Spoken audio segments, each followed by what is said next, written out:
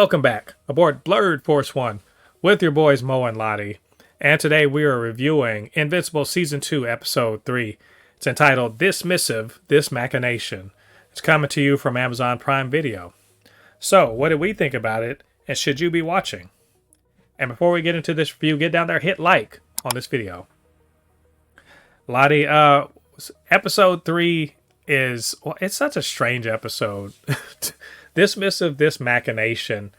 This is Alan the Alien's episode, more or less. Also, there's a lot of sex. Uh-huh. And the Guardians of the Globe get featured, for better or for worse. And Debbie goes to a meeting, and that, is it gonna help? Is it gonna hurt? Who knows? So, a lot of stuff's going on in this episode. 48 minutes well spent, I think. But what did you think about it? Best episode of season 2 by a large margin. I'm like a landslide.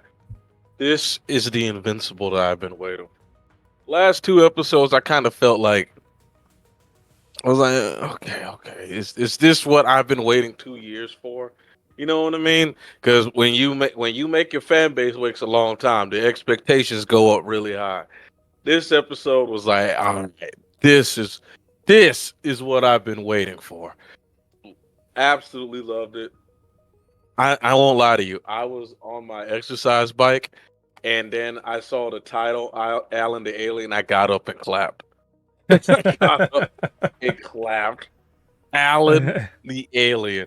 And then, if you are at least 25 years old and you heard the head of the council speak, you immediately said, I am Optimus Prime. I was gonna say something about that.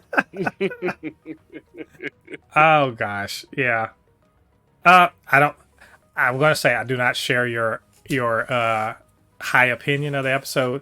This is a weird episode. First of all, it quote ended in the middle of the damn episode. That was very very strange to me. And I know why.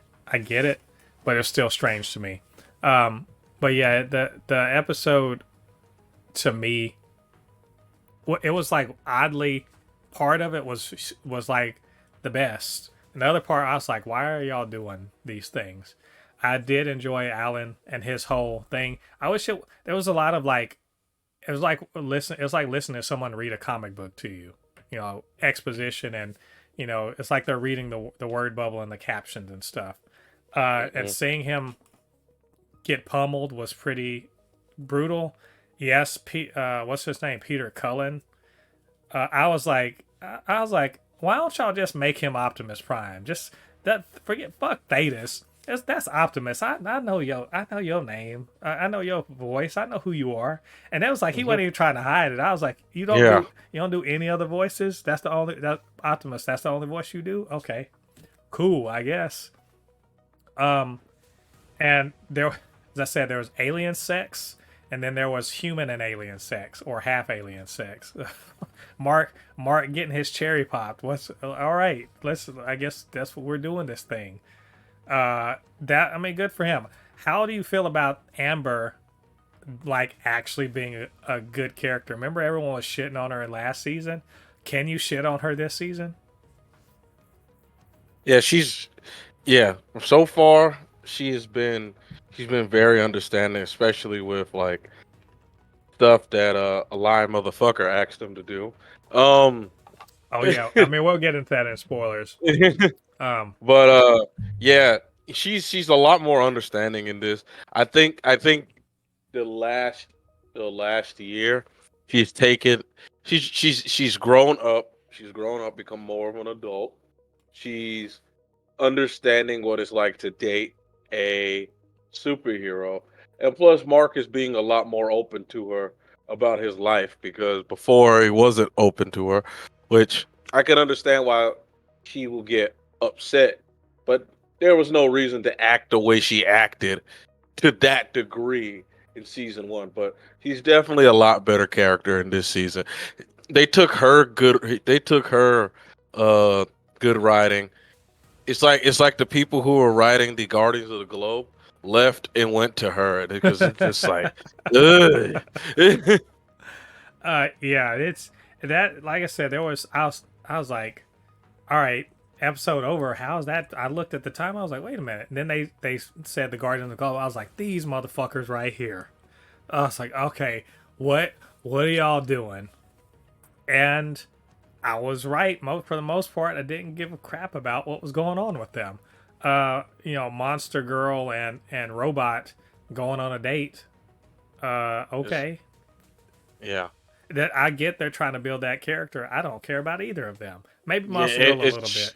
But it is so like sad how much you just said, we don't care. I literally don't care. I mean, I sort of cared about Rex and talking about his feelings with what's her name? What Which is is her? interesting. I didn't Yeah. know she's that old. Well, she's old because of how she was like how many people, how many Kates she's been, and she gets all the memories and everything, and that she's died so many times, and so has the immortal, and that's why she kind of goes. I was like, okay, now this okay, that's interesting. And Rex sort of being like, come on now, like I'm trying to deal with this properly. I like that part. I was cool with the whole date between Robot and Monster Girl. Didn't give a fuck about it at all. That's why this is part of the reason why I was like, part of this episode was whatever, and the other part was like, yeah, this is my shit.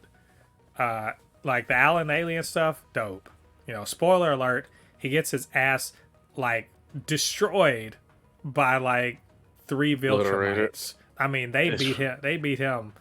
I mean, they beat him so hard that Saiyans would be like, "Hey, lay off now. Come on, that's too much. Too much."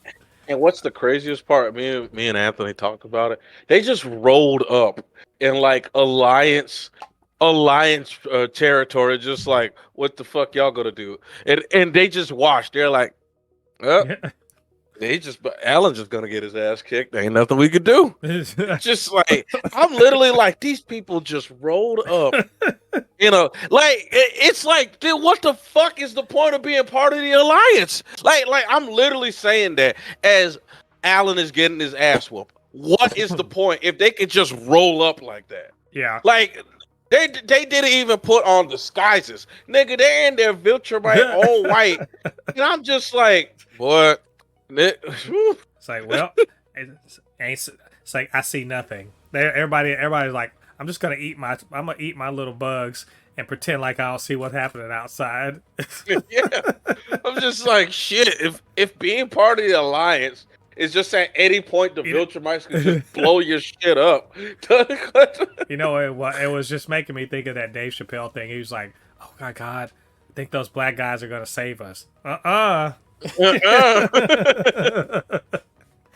Yeah, Alan went out like a hero, but he got his. I mean, look, he ain't dead, but Thetis is a motherfucker. I was thinking to myself, looking at him, and I was like, I bet this bitch is the mole. Yeah. I was like, come on, this bitch right here is the mole. Plot twist. I don't know if this is true or not because I haven't read this far into the comics. What if he's an undercover Viltrumite? Just saying. I'm throwing it out there. That would explain why he's the mole. But motherfucking Optimus Prime being a bad guy, get out of here. Yeah, okay. That hurt. It hurt me deep. The last bit was Bug Guy showing up. I thought it was. I thought for sure for a minute it was Shapesmith, but he's too much of a fucking idiot to pull off any of what happened. He's in it. What a dumbass. Like, that's what I'm saying. The Guardians of the Globe bit, I'm like, you guys y'all are useless. But anyway, the whole bit with the Bug Guy being like, we need your help. Come on. Like, and I did know about this. I was like, oh, okay. I know what this is. But how did you take that? This Bug Guy pulling the okie doke on Mark. And first of all, why the fuck Mark? He's like a kid walking down the street, and a dude in a van rolls up and like, here's some candy. Can you help me find my damn dog? Like, am I wrong about that? Yeah. Cecil's like, don't go. He's like, but he's got candy and there's a puppy that needs my help. It's just, but he is invincible, so let's be fair. I mean, honestly, how many things? How many? I understand that we're not gonna say Mark is like Superman and nothing can really hurt him, but he could get away if he wanted to. But yeah, it was.